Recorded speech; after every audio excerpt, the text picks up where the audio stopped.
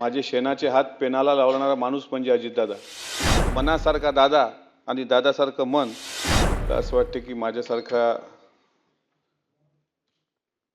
कमनशिबी आणि माझ्यासारखा दुर्दैवी दादांच्या नेतृत्वात काम करणारा एक कार्यकर्ता, ज्या कार्यकर्त्याला या पवित्र सभागृहाचं सदस्यत्वच 13 मे 2020ला आदरणीय अजितदादांच्या पुण्याईनं मिळालं. या सभागृहामध्ये मी मुख्यमंत्री देवेंद्रजींना पाहिलं, मुख्यमंत्री उद्धव ठाकरे साहेबांना पाहिलं, मुख्यमंत्री एकनाथराव शिंदे साहेबांना पाहिलं. आणि जेव्हा जेव्हा आषाढी एकादशीला किंवा पंढरपूरला कधी जाण्याचा योग आला, तेव्हा पत्रकार बाहेर आल्यावर विचारत होते की तुम्ही पांडुरंगाला काय साकडं घातलं. आणि माझं ठरलेलं वाक्य होतं की एकदा तरी आषाढी एकादशीची महापूजा ही अजितदादांच्या हस्ते झाली पाहिजे.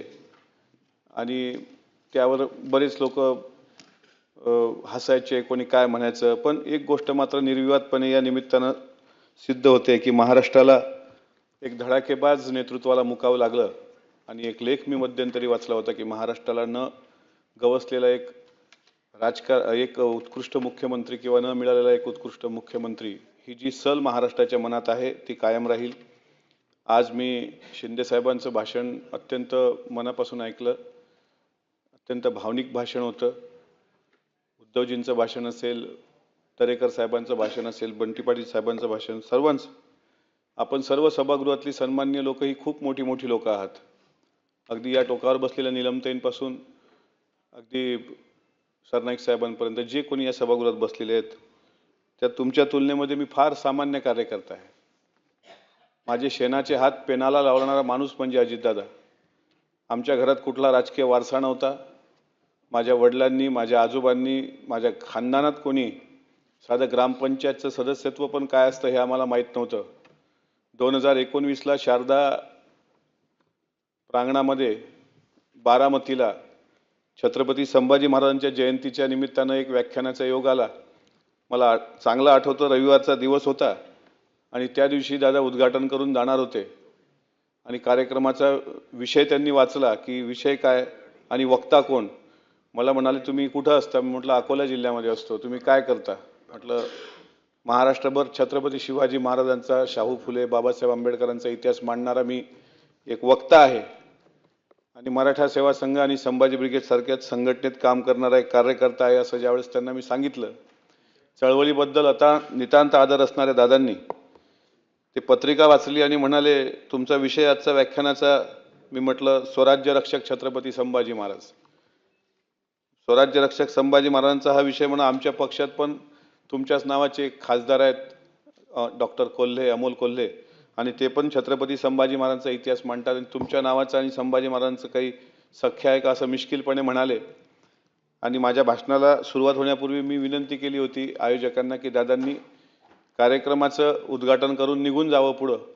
पण दादांना कोणीतरी सांगितलं आयोजकांपैकी की दादा भाषण संभाजी महाराजांचं चरित्र या वक्त्याच्या तोंडून ऐका, हा जरा वेगळ्या पद्धतीनं मांडतो. आणि दादांनी गाडी टर्न केली आणि श्रोत्यांमध्ये जाऊन बसले आणि 2 तास 15 मिनिटं दादांनी ते पूर्ण भाषण ऐकलं. आणि भाषणानंतर ऐकल्यानंतर 3 महिन्यानंतर मला दौंड शुगर कारखान्यावरून त्यांचे स्वीय सहाय्यक अनिल ढिकले यांचा फोन आला. माझ्याकडे नंबर पण नव्हता. मी बीड जिल्ह्यामध्ये शिवजयंतीच्या व्याख्यानाला होतो. त्यावेळेस दादांनी म्हटलं मी 3 महिन्यापूर्वी तुमचं बारामतीला व्याख्यान ऐकलं, संभाजी महाराजांवर खूप चांगलं बोललात तुम्ही. तुम्हाला कधी मुंबईला येता आलं तर या आणि मला पक्ष कार्यालयात भेटा. त्यावेळेस पक्ष कार्यालय बलाट पेअरला होतं, पण त्या दिवशी ते बंद होतं. आणि मग बिफोर बंगला होता विरोधी पक्षनेते धनंजय मुंडे साहेबांचा, आणि तिथे मला भेटीचा वेळ ढिकले साहेबांनी दिला. आणि त्यानंतर त्यांनी मला विचारलं की तुम्ही काम करणार का. मी म्हटलं हो, आमच्या पक्षात येणार का. दादा माझा काही राजकारणाशी संबंध नाही, पण तुम्हाला पाहायला भेटलं हेच माझं सौभाग्य समजतो. त्यामुळे तुमचं येत असाल तर तुम्हाला आम्ही पक्षात जबाबदारी देऊ. जयंत पाटील साहेब पण होते, मला चांगलं आठवतं. भुजबळ साहेब तिथे होते. हे माझा अनुभव मी सांगतोय आणि त्या अनुभवातून, कारण माझ्यापेक्षा सर्व अनुभवी लोक आहेत. तुम्ही प्रशासकीय अनुभव दादांचे सांगितले, पण मला एक खाजगीचा अनुभव दादांचा सांगायचा होता. त्या दिवशी झालं असं की जयंत पाटील साहेब म्हणाले की तुम्ही बूथ बांधणीचा कार्यक्रम पक्षाचा हाती घ्या, त्यावेळेस दादा मिश्किलपणे हसले, म्हणत हा बूथ बांधणीच्या कामाचा माणूस नाही आहे, हा जरा मैदान मारण्याच्या कामाचा दिसतो, त्याच्यामुळे याला महाराष्ट्रभर आपण फिरवूया.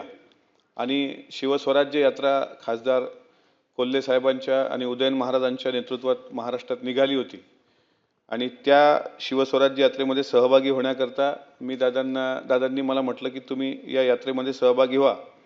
त्याच दिवशी पक्षातल्या अनेक लोकांनी पक्ष पण सोडून दुसऱ्या पक्षात गेले होते, पक्ष खाली झाला होता आणि जवळपास दादांनी अमोल कोल्हे, खासदार डॉक्टर अमोल कोल्हे साहेब यांच्यासोबत मला महाराष्ट्रभर एक संधी दिली. शिवस्वराज्य यात्रेच्या माध्यमातून मी महाराष्ट्रभर फिरलो आणि त्याच्यानंतर 3 महिन्यांनी 2019च्या विधानसभेच्या निवडणुका लागल्या आणि मग मला पण लोकांनी प्रचार सभेच्या निमित्तानं मागणी केली आणि मग आमच्या पक्षाच्या बरेच आमदार निवडून आले. महाराष्ट्र गाजवता आला, दादांसोबत फिरता आलं, प्रत्येकाच्या सभेला जाता आलं आणि 68 सभा, जीवनात कधी एसटी प्रवास न करणारा, म्हणजे फार कमी करणारा मी व्यक्ती, 68 सभा 2019ला मला मिळाल्या विधानसभेच्या. त्यावेळेस दादांनी पक्षाचा प्रचार करायला मला पहिल्यांदा हेलिकॉप्टरची व्यवस्था करून दिली आणि हेलिकॉप्टरमध्ये मी आणि दादा जयंत पाटील साहेब यांनी पूर्ण महाराष्ट्र पिंजून काढला. तो माझ्या जीवनाचा पहिला हेलिकॉप्टर प्रवास होता. पराभवानंतर एक रमेश थोरात, दौंडचे विधानसभेचे सन्माननीय माजी सदस्य, त्यांचा 650 मतांनी पराभव झाला होता आणि कार्यकर्त्यांनी एक पराभवाचा मेळावा घेतल्यानंतर दादांनी म्हटलं की एखादी सभा जर धनंजय मुंडे साहेबांची किंवा दादांची किंवा कोल्हे साहेबांची झाली असती तर ते 700 मताचा फरक निघाला असता. तर कार्यकर्त्यांनी म्हटलं जाऊ द्या, आता विधानसभा गेली तर जाऊ द्या, पण त्यांना विधान परिषदेवर संधी द्या. तेव्हा दादा चिडले आणि दादांच्या तोंडून आपसुक निघालं की काय आता तुम्हाला विधानसभेत संधी देतो, त्यात तुम्हाला निवडून येता येत नाही, आता विधान परिषद पण मागता. आता नाही, त्या पोरगं लय फिरलंय जरा पक्षासाठी, त्यानं जीवाचं रान केलंय, मी करन तर आमदार त्यालाच करन. आणि ती टीव्हीवर बातमी आली. त्यावेळेस मी अमरावती जिल्ह्यामध्ये एका कार्यक्रमामध्ये होतो आणि मला वाटलं टीव्हीवर अशी बातमी जरी आली तरी हे किती म्हणजे सुखद धक्का आहे हा, की आपल्याला म्हणजे एक सर्वसामान्य कुटुंबातला माणूस, मी आज प्रामाणिकपणे या सभागृहात सांगतो की माझ्या वडिलांनी दुसऱ्यांच्याकडे फक्त सालगडी म्हणून काम केलंय 20 वर्ष. त्यांच्याकडे शेण काढणं, गाई धुवणं आणि बैल चारणं, कुरण आणणं शेतामधलं, अशा कुटासा या छोट्याशा गावात, खारपान पट्ट्यातलं गाव, जिथं आता कपाशी व्यतिरिक्त दुसरं कुठलंच पीक घेता येत नाही, शापित असलेला विदर्भ जो शेतकरी आत्महत्येचा भाग आपण म्हणतो, त्या भागातून एका सामान्य कुटुंबातल्या व्यक्तीचं नाव अजितदादांचं वाक्य होतं, त्या टीव्हीवर सुरू होतं की आमदार करणार तर मिटकरीलाच करणार. आणि कोरोना लागला होता आणि कोरोनाच्या काळात मला 9 मेला फोन आला दादांचा. रामायण टीव्हीवर सुरू असताना मी बाहेर फिरलो आणि म्हणाले तुझे काही पुस्तकं प्रकाशित आहेत काय? मी म्हटलं नाही दादा. तर म्हणाले काय तुला भाषणं जी केली त्याचं काही ऑडिट आहे का? म्हटलं काहीच नाही. तर त्यांनी फोन ठेवून दिला. नंतर मला 2 महिन्यानं कळलं होतं की राज्यपाल कोट्यामध्ये याचे निकष लागतात आणि ते निकष आपल्याकडं नाही आहेत. म्हणून दादांनी विधानसभा सदस्यातून विधान परिषदेवर आणण्याकरता एकटे दादा, म्हणजे पूर्ण पक्षाच्याही लोकांचा विरोध असताना, मी अगदी जबाबदारीने सांगतो, सतीश चव्हाण साहेब तुम्ही याचे साक्षीदार आहात, आणि त्यावेळेस 2 नावं फायनल झाली होती. एक शशिकांत शिंदे साहेब आणि 115 लोकांमधून शॉर्टलिस्ट काढून दुसरा अमोल मिटकरी, जो या महाराष्ट्र विधान परिषदेच्या पवित्र सभागृहाचा सदस्यत्व ज्या दिवशी उद्धव साहेबांनी शपथ घेतली, ज्या दिवशी नीलमताईंनी शपथ घेतली, राजेश राठोड साहेब होते, आम्ही सगळे 9 लोक, आणि त्या दिवशी दादांच्या आशीर्वादानं मी या परिषदेवर आलो. 2 वर्ष मला कामकाज कळत नव्हतं, कशा पद्धतीनं सभागृहाची आयुध मांडायची कळत नव्हतं. रामराजे साहेब त्यावेळेस सभापती होते, त्यांना पण भेट होतो. नीलमताई उपसभापती होत्या, त्यांचं खूप मार्गदर्शन असायचं. आणि कोरोनाच्या काळात मंत्रालयात गेल्यानंतर पहिल्यांदा मी एका बदलीचं पत्र दादांकडे घेऊन गेलो. म्हटलं एक बदली आहे DYSPची.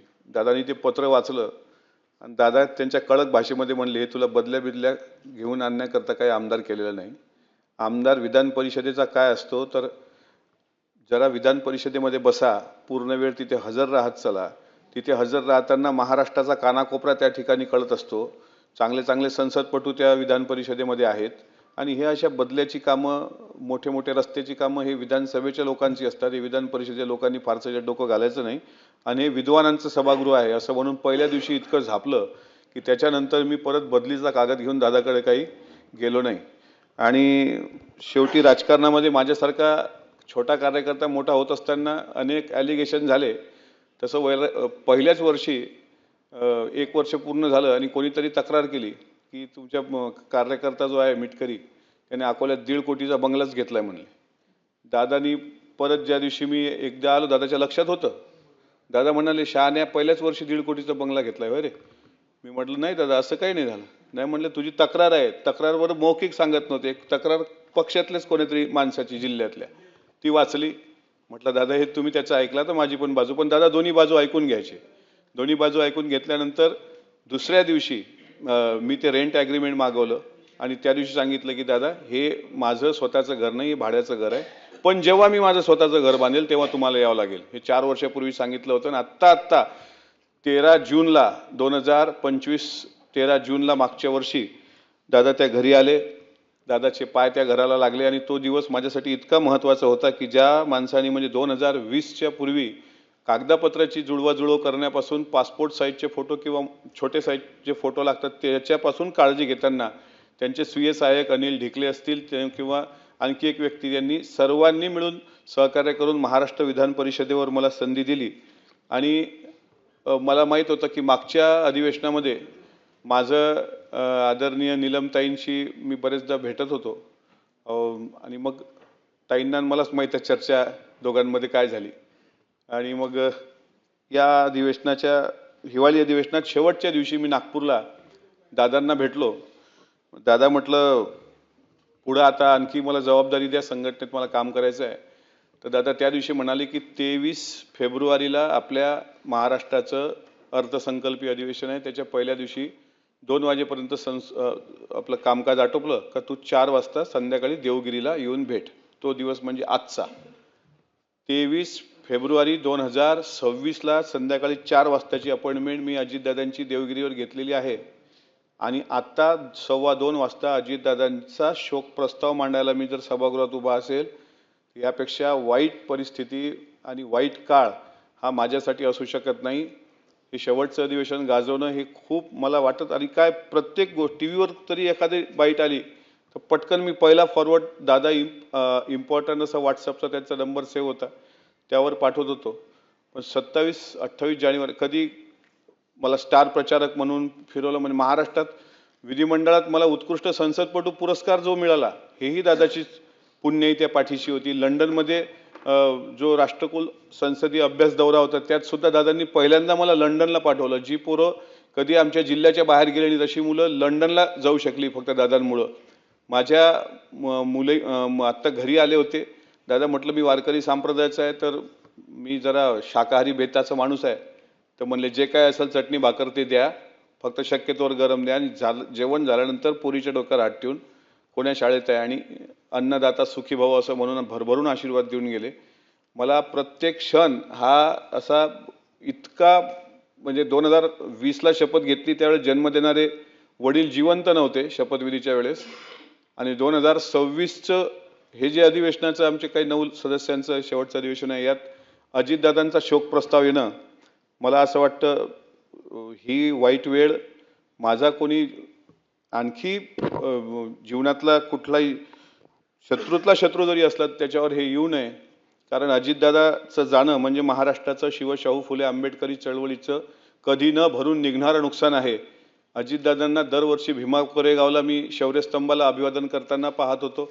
दरवर्षी अजितदादा छत्रपती शिवाजी महाराजांचं जयंती असेल किंवा स्वराज्य रक्षक संभाजी महाराजांचं वडू तुळापूरचं जे स्मारक आहे त्या स्मारकाकरता सुद्धा दादांनी भरघोस विकास निधी उपलब्ध करून दिला. आज तुम्ही बघा 28 जानेवारीला घडलेल्या घटनेनंतर आनंद दिघे साहेबांवर जो चित्रपट आला आत्ता धर्मवीर, त्यामधलं जे गाणं आहे माझा आनंद हरवला, हे गाणं कदाचित दादांसाठी आणि आत्ताच्या महाराष्ट्रासाठी बनलं होतं का असं अलीकडे प्रत्येकाचे ज्या लोकांनी कधी दादांना पाहिलं नाही, प्रत्येक गाव हळहळलं, प्रत्येक कार्यकर्ता हळहळला, अख्खं सभागृह महाराष्ट्र हळहळतोय.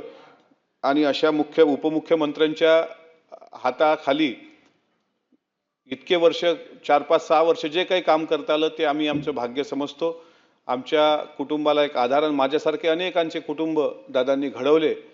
पण जर संत वचन असं आहे की याच्यासाठी केला होता अट्टाहास आणि दिस शेवटचा गोड व्हावा, असं जर संत वचन असेल तर दादाचा जीवनाचा शेवटचा दिवस गोड का झाला नाही याबाबत सुद्धा पांडुरंगाला भांडावं वाटतं आणि पांडुरंगाशी झगडावं वाटतं. की 40शीतले तुकाराम महाराज अचानक जसे जातात, त्यानंतर तुकोबाचे लहान भाऊ कान्होबा हे सदुंबरेला जाऊन हातात दगड घेऊन त्याच विठ्ठलाशी, ज्या विठ्ठलाचं वर्णन करताना शिंक जांभुळी खोकला नितुका वेळ वाया गेला, म्हणजे शिंक आली, जांभुळी आली, खोकला आला असेल, इतक्याचदा विठ्ठलाचं नामस्मरण न करणाऱ्या तुकोबाला अचानक जर जावं लागलं तर तेच दगड हातात घेऊन त्यांचा भाऊ कान्होबा विठ्ठलाशी भांडण करताना म्हणतो, धिंद धिंद तुझ्या करीनं चिंधळ्या. हे गाथेतले अभंग आहेत की तुझ्या चिंधळ्या चिंधळ्या विठ्ठला मी करेल, कारण माझा भाऊ अचानक कुठं गेला. आज सगळ्यांचं भाषण ऐकताना मोठे दादा गेल्याचा सुद्धा शिंदे साहेबांनी त्यांच्या भाषणामध्ये सांगितलं. माझी आपल्या सभागृहाच्या माध्यमातून सर्वांना विनंती आहे, इथं सर्व मंत्रिमंडळ बसलेलं आहे. महाजन साहेब, आपल्यावर सुद्धा दादांचं तितकं प्रेम होतं. आपण तुमच्या भाषणातही भावूक झाला. जामनेरला मी ते भाषण ऐकलं. योगेश कदम साहेब तर स्वतः त्या दिवशी अंत्यविधीच्या पहिल्या दिवशी बारामतीला होते. सरनाईक साहेब, आपण सगळेजण मंत्रिमंडळातले सहकारी आहात, ज्येष्ठ आहात. आम्ही फार लहान माणसं आहोत. आमची कदाचित ती तुमची बरोबरी सर्वांची करण्याची तेवढी आमची कुवत नव्हती, आम्ही मानतही नाही. अनेक कमिट्यांवर दादांनी मला चेअरपर्सन म्हणून सदस्य म्हणून घेतलं. तुमच्यासारख्या इतक्या मोठ्या मोठ्या लोकांच्या या सर्वोच्च सभागृहाच्या एका खुर्चीवर बसण्याचं भाग्य, इतकंच काय 4 वेळ तालिकेवर बसण्याचं सुद्धा भाग्य, तालिका सभापती म्हणून, की मागच्या हिवाळी अधिवेशनामध्ये विनियोजन बिल मांडण्याकरता सभापती महोदय मला परमिशन द्यावी, मी चेअरवर बसलेलो असताना दादा खाली होते. हा मला असं वाटते या 6 वर्षातला सर्वात मोठा सर्वोच्च क्षण आनंदाचा होता. आणि याच कारकिर्दीमध्ये अशा पद्धतीचा प्रस्ताव येणं हा दुर्दैवी क्षण होता. म्हणून माझी सर्व मंत्रिमंडळांना विनंती आहे की महाराष्ट्राच्या मनात शंकेचं काहूर आहे. तुम्ही फक्त भावना समजून घ्या. आम्हाला याच्यात कुठलंही राजकारण करायचं नाही आहे. महाराष्ट्राच्या मनात शंकेचं काहूर आहे. दादाच्या मृत्यूची बाबतीत ज्या काही महाराष्ट्राच्या मनात शंका कुशंका आहेत, हे सत्य काय हे एकदा महाराष्ट्राच्या समोर आणण्याकरता आपण स्वतः गृहराज्यमंत्री आहात, सरनाईक साहेब आपण मंत्री आहात, प्रवीण दादा, आपल्याला हे भावना आमची माहीत आहे की ठीक आहे, आम्ही भावूक असू, आम्ही वेडे असू, आम्हाला वेड लागलं असेल, आम्ही पागल आहोत असं समजा. पण एकदा ब्लॅक बॉक्सचा डेटा हा विषय नंतर बाजूला ठेवूया. साहिल मदन आणि यश नावाचे 2 पायलट कुठं ट्रॅफिकमध्ये अडले तेवढं तर फुटेज द्या. ते कुठं आहेत आता ते तर सांगा. तो सुमित कपूर कुठं गायब झाला ते तर सांगा. हे महाराष्ट्राला कळलं पाहिजे कुठं आहे. इतका मोठा नेता अचानक जात असेल आणि हे महाराष्ट्राच्या समोर येत नसेल तर याच्या मला असं वाटते ही फार, आता श्रद्धांजली आपण वाहतोय त्यांना, भावपूर्ण आदरांजली, हे शब्दही आपल्याला वाहत असताना आपल्या डोळ्यात अश्रू आहेत, हे दाटून येतात आपल्याला. ते उद्धवजी भाऊक होताना मी आज पाहिले की जड अंतःकरणाने त्यांनी श्रद्धांजली हा शब्द वापरला. पण आमचं म्हणणं असं आहे की एकीकडे आदरांजली देत असताना सुद्धा दुसरीकडे महाराष्ट्राच्या जनतेसमोर निदान दादा किती वाजता घरून निघाले, त्यांच्यासोबत OSD, PA, PS हे नेहमी असायचे. सगळे हे प्रवास करणारी लोक आहोत आम्ही त्यांच्यासोबत. मी स्वतः 9 ते 10 प्रवास दादांसोबत केले. त्यांच्या कुठंच काही हे दिसत नाही. अच्छा, इतका मोठा नेता अचानक आपल्या महाराष्ट्राच्या पटलावरून दूर जातो, हे मला असं वाटते फार मनाला वेदनादायी आहे. त्यांच्या अशा अपघात, त्यांच्या विमानाच्या अपघातानंतर महाराष्ट्रावर कोसळलेल्या संकटाला धीरोदत्तपणे त्यांच्या सुविद्य पत्नी आदरणीय सुनेत्रा वहिनी, ज्या महाराष्ट्र राज्याच्या पहिल्या महिला उपमुख्यमंत्री ठरल्यात, त्यांनी शपथविधी घेतल्यानंतर सुद्धा अनेक पेपरच्या रकान्यांनी आपल्या बुद्धीचे दिवाळे काढले. आणि जे नामवंत लेखक आहेत त्यांनी पण, निलमते तुम्ही पेपर वाचले असतील कशा पद्धतीने त्यावर टीका टिप्पण्या केल्या. पुण्यश्लोक अहिल्यामाई होळकरांच्या महाराष्ट्रात, जिजाऊंच्या महाराष्ट्रामध्ये, पुरोगामी महाराष्ट्रामध्ये जर एखाद्या महिलेनी छातीवर दगड ठेवून आणि सगळं दुःख पचवून जर हा निर्णय राज्याच्या हिताच्या दृष्टीने घेतला असेल तर त्या माऊलीला समर्थन करण्याऐवजी जर आपण त्यांचा विरोध करत असू तर मला असं वाटते तुम्हाला अहिल्यामाई होळकरांचा आणि तुम्हाला छत्रपती शिवरायांच्या आई जिजाऊ साहेबांचा वारसा समजला नसावा. म्हणून अशाही प्रवृत्तीच्या विरुद्ध जाऊन स्वतः सुनेत्रा वहिनींनी आज खंबीरपणे या सरकारमध्ये उपमुख्यमंत्री म्हणून जी काही जबाबदारी पेललेली आहे ते लिहिली आहे, त्या पेलतीलच. त्यांच्या परिवारावर हे संकट कोसळलेलं नाही. नुसतं जय पवार असतील किंवा पार्थदादा असतील यांच्यावरच कोसळलेलं नाही, अख्ख्या पवार परिवारावरच कोसळलेलं नाही, तर महाराष्ट्राच्या प्रत्येक मराठी माणसावर आणि महाराष्ट्राच्या प्रत्येक घरावर हे संकट कोसळलेलं आहे. अजूनही महाराष्ट्र दुःखातून सावरलेलं नाही. पण एक मात्र नक्की सांगतो, ज्या अमोल मिटकरीचा घरात मागच्या 100 पिढ्यात कोणी ग्रामपंचायतला सदस्य नव्हता, त्याला महाराष्ट्र विधान परिषदेमध्ये या लाल खुर्चीवर बनवण्याचं आणि हा बॅच लाल रंगाचा देण्याचं एक धडाकेबाज काम आणि ते किमया हे फक्त आणि फक्त अजितदादांमुळे होती. आणि अनु रेणू या थोकडा तर पुढचा थोडासा शब्द सुधारतो, दादा आकाश आहे एवढा. म्हणजे जे तुकाराम महाराज आकाश आहे एवढे, म्हणजे मनासारखा राजा आणि राजासारखं मन जसं म्हणतात तसं मनासारखा दादा आणि दादासारखं मन. आज त्यांचा शोक प्रस्तावावर बोलण्याचं दुर्भाग्य माझ्यावर ओढवलं आणि हे माझा कमनशिबीपणा आहे.